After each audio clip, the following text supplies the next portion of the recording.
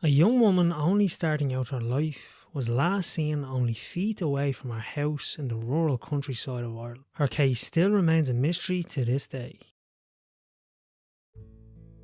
Dierdre Jacob was born on the 14th of October in 1979, and she was 18 years old when she disappeared. She grew up in Newbridge, County Kildare, Ireland, and she had a younger sister named Ciara, and she would grow up in a loving, caring and supportive family. Deirdre was an excellent student and she had a passion for music, drama and sports. She was particularly talented at playing the piano and the clarinet. As other teenagers, she had dreams of leaving Ireland, and after completing her leaving certificate exams, Deirdre began studying English and history at St Mary's University College in London, which was in the UK.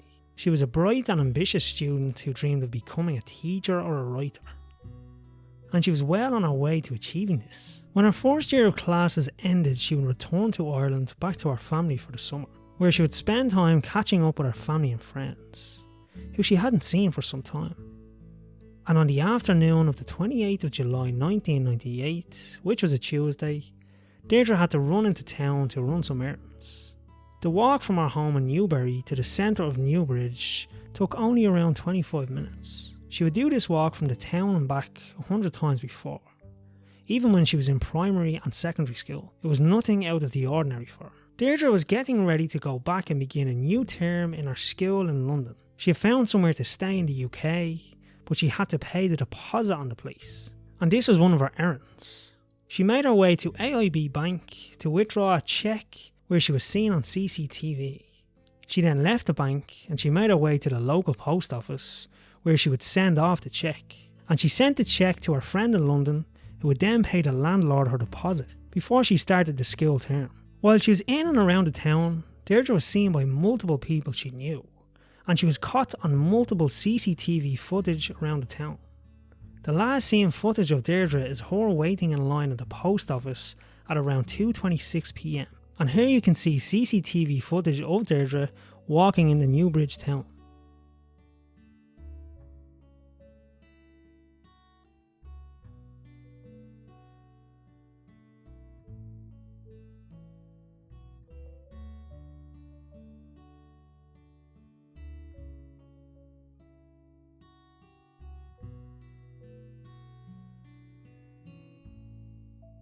Deirdre's grandmother owned a little shop in the town, so in between all of her errands, Deirdre would drop in to say hello. When she finished up in Newbridge town, she would begin her walk home.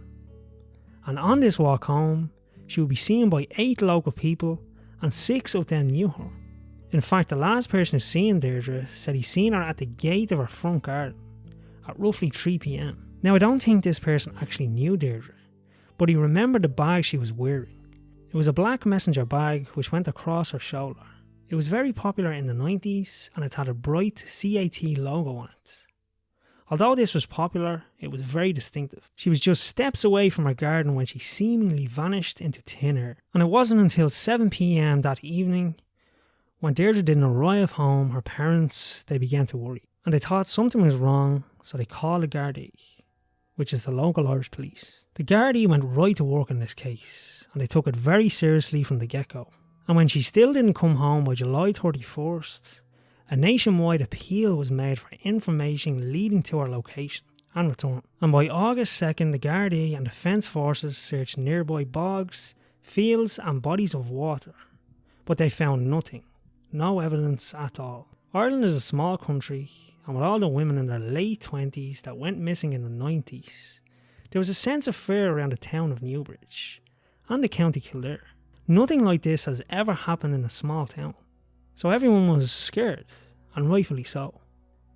And the media would speculate Deirdre was a victim of Ireland's Vanishing Triangle, which was referring to 8 separate unknown to each other women who went missing in Ireland in the mid to late 90s, and all were of similar ages. And some of the women may have been targeted by a serial killer operating in Ireland in the 90s. Some of the cases are very similar, like Annie McCarrick and Jojo Dullard, but most of the women are widely known to have become victim to someone they knew. In fact, Jojo Dullard was abducted a few miles from where Deirdre went missing only a few years prior. So both these cases could have been, and are very likely related. The police would interview most of the town, but they would find no information whatsoever in the investigation. Deirdre was an average 18-year-old with no nasty ex-boyfriends who might have targeted her, or anyone she might have had problems with. She was just a normal 18-year-old girl.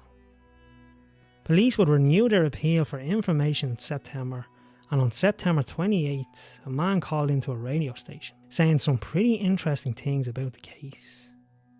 He said that not only did he see Deirdre that day, but he had given her a lift. And he said he picked her up a few miles from her home, and that she seemed agitated. He then drove her 3 hours away to Carrickmacross, County Monaghan, a town where Deirdre went the previous weekend with some of her friends. So her family thought this might be a promising lead. The caller was begged to come forward with more information to his story. But he didn't. Instead, he made many other calls, to Gardaí and to newspapers. And he even wrote Deirdre's mum and dad a 4-page letter. The Gardaí would look into this lead for months, and the man still wouldn't identify himself. So why did he tell a story and not follow up on it? Was him mentioning Carrickmacross a coincidence, or maybe he seen an article mentioning Deirdre had visited her previous to her disappearance? The Gardaí, frustrated and not getting anywhere trying to identify this man, they aired the man's voice on a national news TV station, RTE. And within hours of this, he was identified. The man was supposedly suffering with mental health issues, and he tried to plant himself into the investigation. And the Gardaí understandably didn't take too kindly to this, as they had put man-hours into finding this man, for it to be a complete lie and a waste of police resources. There were other tips, but they were dead ends, and the case would eventually go cold, and this was even with a reward of £100,000 leading to Deirdre. Nowadays, this would barely get you a down payment on a house, but back in the 90s, this would have been life-changing money. But still, no one came forward with any information. In 2001, a person of interest in the case was named, and his name was Larry Murphy. He lived in County Wicklow and worked as a contractor.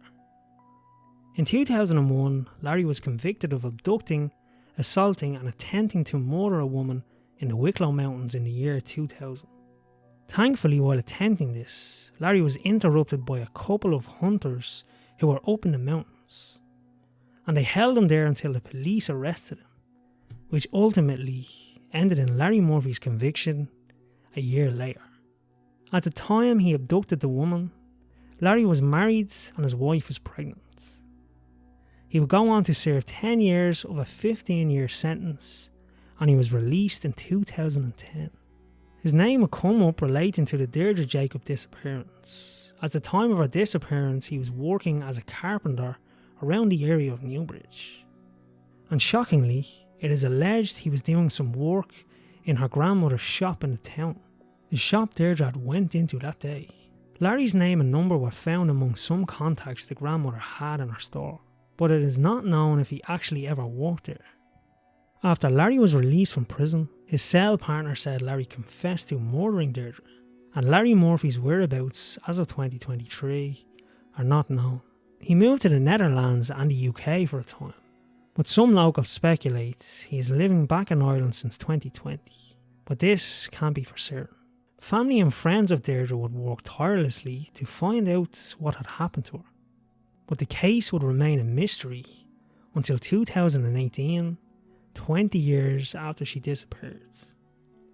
And at this point, 2,000 people were interviewed about the case, and the Gardaí would upgrade the missing persons investigation to a murder investigation. And after a review of the case and the evidence, they named Larry Murphy as a significant person of interest.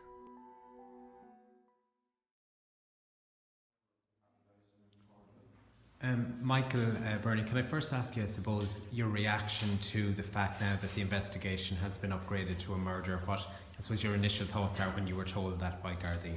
Well, we obviously when you hear those words and it's upgraded to murder, that is it's even though we knew what was coming along, it's still a shock when you hear those cold words, and it's a real heart-wrencher. And when we heard it on the radio this morning, we were literally stunned by it. It's a big shock. It's a big shock. And yourself, Bernie? Well, of course I feel the same as Michael, and no one wants to hear that their child has been murdered, and it's very difficult.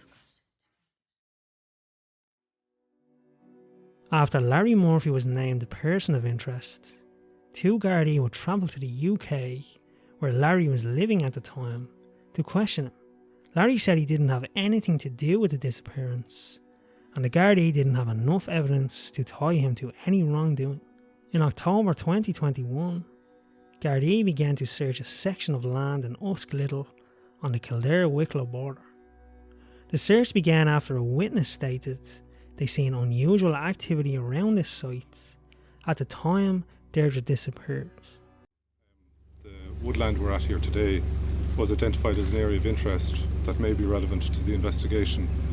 For that purpose today we've commenced a search of that woodland. Search could take up to 3 weeks to complete, and we'll report further if any evidence is found during the course of that search. Okay, we'll take a few questions. Can we start with what led us? Why are we here today? Can you just indicate what evidence you have? Yeah, well, obviously I'm not going to comment on specific evidence. There's obviously it's a live investigation going on. All I'd say is, as part of the review, witness evidence was examined and it was deemed relevant to this area here. Is it that somebody saw something suspicious and reported this location in that context? Yeah, there was unusual activity noticed at the woodland in or around the time Deirdre went missing, and based on that we felt it prudent to commence a thorough search of the area here. And why didn't you search this area before?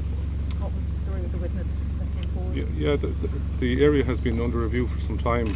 We have carried out a cursory search initially some time ago, and then the recommendation was to commence a search in October to give us the best chance of having the success, based on the fact that it's thick woodland, there's a lot of undergrowth there, and the time of year gave us the best opportunity to gather any evidence that may be. The area was over 3 acres and it took over 3 weeks to search. And unfortunately, the Gardaí didn't find any remains and the investigation would go cold again. Now there are several theories as to what may have happened to Deirdre. Some believe that she may have been abducted by a stranger while walking to the post office, while others suggest that she may have been a victim of a local person who knew her routine and movements. Another theory is that Deirdre may have run away from home, possibly due to personal issues or family problems. However, there is no evidence to support this theory, and it's considered unlikely given Deirdre's close relationship with her family and her plans for the future, not to mention Deirdre actively spending money for her future accommodation. So I personally think this theory can be quashed. And that's it. Despite the numerous theories and speculations, there is still no definitive answer as to what happened to Dierdre Jacob. Her parents have campaigned for justice and have worked to keep Deirdre's case in the public eye. Our thoughts go out to Deirdre's family. Hopefully as the years pass, more information will surface, and one day they can bring their daughter home for a proper burial. Thank you for watching. I will see you in the next one.